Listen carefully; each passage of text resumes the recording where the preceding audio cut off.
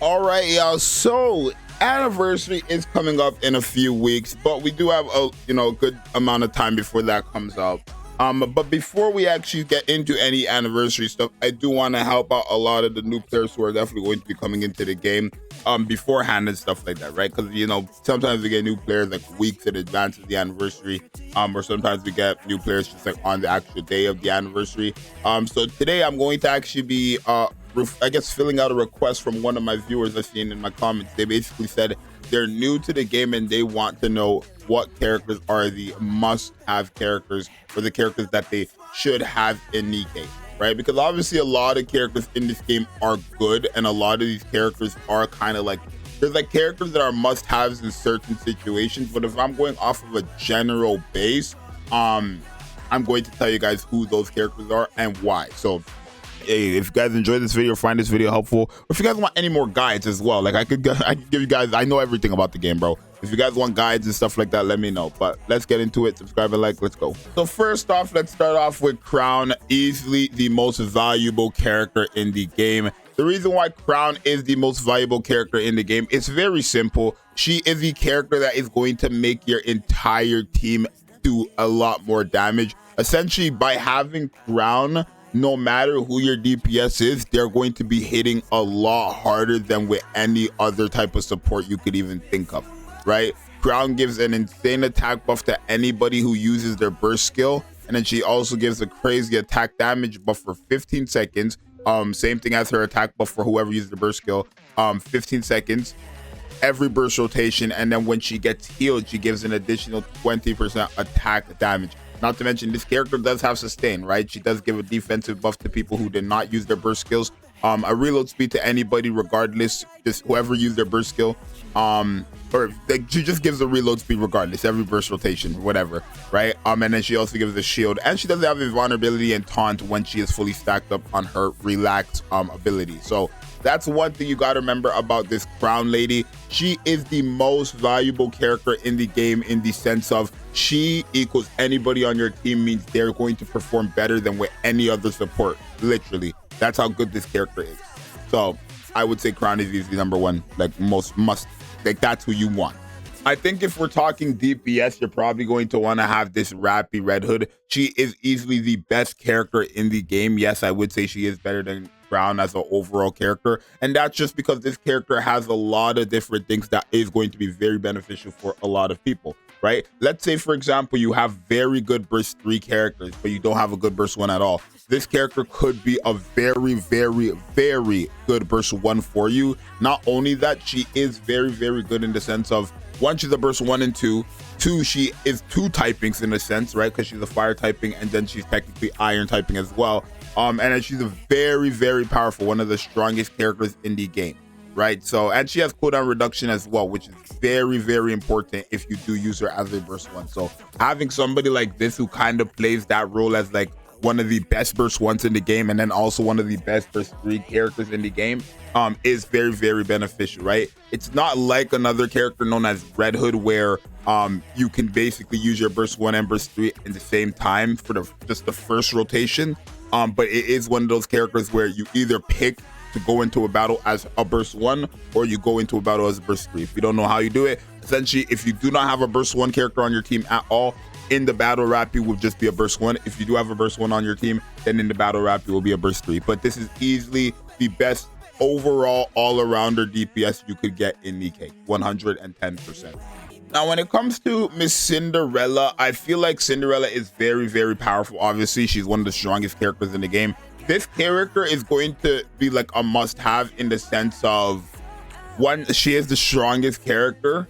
And 2, she's a character that kind of just makes any content look like it's easy, right? Like you could be like 100,000 power deficit, 200,000 power deficit, even 300,000 power deficit, and this character is just gonna nuke enemies like they're easy to do, right? Mind you, this character Cinderella does not have true damage anywhere, right? She does not have true damage anywhere. So the fact that she just shreds through characters is what's comical to me, right? But yeah, Cinderella 100%. It's very as simple as that. She's just way too strong for, like, they released her way too early. Like, I feel like she's way too powerful just to be like a second anniversary character. She's way too powerful. right? But yeah, this is definitely a character you want to have, especially if we are looking back at the other two characters we've already showed, Crown and Rappy, right? Let's say the anniversary character is another Broken Burst 3 DPS, right? Now you could have Crown, Rappy, and Cinderella with the brand new anniversary Pilgrim. Mind you, for the anniversary, there is actually going to be 2 summonable Pilgrims, so you guys be aware of that. But yeah, Cinderella is definitely a must-have. If we're talking about burst 1 characters, I feel like Litter is still a must-have burst 1 character because she is a character that is going to help you with cooldown reduction on attack buff, and she is a character that can actually help you with your cover if that is something you might struggle with, you know, early on in the game. This character actually does heal your cover and stuff like that, right? Again, she does have cooldown reduction and stuff like that, so you can 110% use that as well. But yeah, that's really it is. Like, that's all there is to Litter, right? She has an attack buff, she recovers cover HP and cooldown reduction with some more attack buffs and crit damage buff, ammo capacity buff, right? She's just a really good burst 1. Now, is she the best burst 1 in the game? I don't think so, right? And we're actually going to talk about the best burst 1 right now. This is the best burst 1 character in the game. Now, the only reason why I didn't have this character up earlier is just because I was contemplating, is she like a must-have or not? It sounds weird for me to say that if I'm calling her the best burst 1, right? But I guess it's just because what I was thinking is like, the only time I ever use Little Mermaid is literally every single time, but with the Monstrous Trio, right? But I realized I don't actually use Little Mermaid out of the Monstrous Trio comp, right? Maybe I need to start doing that because I'm not, right? I mean, technically, she doesn't need nobody to work, right? She doesn't. But obviously, her and Helm is just so crazy together. It's actually comical, right? But yeah, this character is a really good burst 1 character. She has the focus fire, which is really good for any new player, just because if you are using this character, wherever she attacks, everybody on your team is going to attack. That's going to be very beneficial, especially if you're trying to just go for the boss, right? Because there are going to be stages where you want to go for the boss, but like the auto is going to have the enemies go, or your allies go for any other enemy. If you go onto Little Mermaid and you attack the boss, everybody on your team is attacking the boss, and that's very beneficial, right? Not to mention, she does have cooldown reduction at the end of a full burst. She does give an attack damage buff. It's nothing too crazy, but it is, you know, a little attack damage buff when you enter a full burst. Not to mention, she does have damage taken increase when you're attacking a boss. But the biggest thing about Little Mermaid is the fact that she's very strong. This character is a burst 1 who's hitting as like hardest on burst 3s, if not harder than some of the burst 3s in the game today. She's a very powerful character, so she's really just a cheat code, right? Literally a cheat code in the sense that she has cooldown reduction, very good. She has focus fire where everybody follows her, very good. And then she just does insane damage. Not to mention, she does have the fill burst gauge as well, which all allies can contribute to that as well. So what that means is that you're going to have a faster burst gauge with this character on. So yeah, Little Mermaid is 110% like a must-have character. Now I'm going to talk about only 2 more characters because I don't want to talk about too many must-have characters because we're just talking about like the characters to kind of get you right at the start. But I do feel like even now, after almost 2 years, because by the time their anniversary comes out, Red Hood would be a 2-year old character. But Red Hood is easily still a very good must-have character. I think anybody who starts the game today, tomorrow, or anytime after this video releases, and you have Red Hood, you're going to be good on Nikke for months, right? Realistically, this character is a good character from the beginning to endgame, right? She's still meta in endgame, still used in a lot of the content till this day. And again, she is the only character in the game that is a burst 1, 2, and 3 in the sense of you can actually use her burst 1, 2, and 3, right? If I was to use her, I would recommend using her burst 1, then going into her burst 3, or just using her as a burst 1 because her burst 1 support is really insane. A 77% attack buff to all allies of her attack, and she's an attacker, is insane, right? So Red Hood is by far one of those must-have characters even after almost 2 years, right? She is going to be a very fantastic character for you guys to pick up, right? And I feel like after this character, there's only one more that I would say, and it's like more of a DPS, and that's Scarlet Black Shadow. This character is obviously going to be one of the best characters for any new player. She is the mob clearing queen, actually her and Vesti, right? And technically I could have Vesti on this list as well because Vesti is really good for like mobs, right? If I was being honest, the new I'm gonna throw her in this video. Right? But Scarlet Black Shadow is a really powerful mob clear, right? She's good in a lot of content. She's like good in bosses, good in story, good in PvP to an extent. She's very good. Like, she's a very, very, very good character, right? You want this character in the sense of, like, if you just want to quickly clear content, that's what this character does for you, right? But there's not really much more she does do besides just damage, right? Like, that's all she does. Her whole thing is just that she hits hard. Her entire kit literally is just that she hits very, very, very hard. So there's that. Now, the very last character, like I said, is going to be the brand new tactical upgrade Vesti. I do think this character is going to be a very good character for any new players, just because her whole thing is that she has true damage, right? If you don't know what true damage is, it ignores defense. So all this character sees is the HP. That's very, very, very good, especially as an AoE true damage character.